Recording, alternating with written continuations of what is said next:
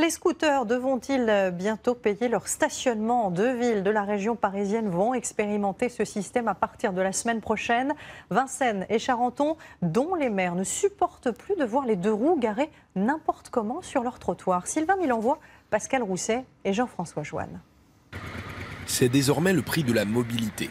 À partir de mardi, il faudra payer pour avoir le droit de garer son deux roues à Vincennes ou à Charenton, et seulement dans une zone autorisée.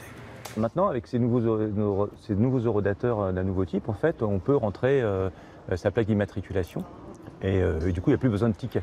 Depuis le 1er janvier, les mairies peuvent en effet taxer ce stationnement gratuit jusqu'alors. Cette gratuité, c'était une façon d'encourager la fluidité du trafic grâce à des véhicules peu encombrants, au contraire des voitures. Alors les automobilistes se sont habitués à le payer, ils ne se mobilisent pas par rapport à ça. Tant pis pour eux. Nous, à un moment donné, c'est pas parce qu'il y a des gens qui se font arnaquer que nous, on est obligé de suivre. Même écho chez tous les usagers rencontrés. Je la prends, je trouve que c'est une très mauvaise chose. Voilà, on paye déjà assez comme ça.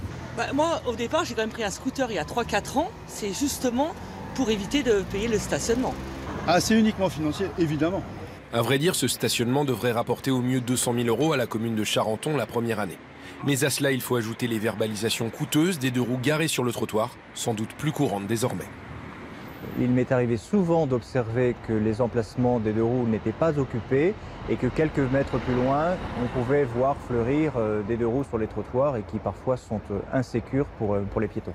Si Vincennes et Charenton parviennent à diminuer le stationnement de deux roues, d'autres communes franciliennes devraient suivre. D'ailleurs, il y a presque 50 ans, très rapidement, les parcs-mètres. Les voitures connaissaient le même sort à Paris. Il n'y a jamais eu depuis de retour en arrière.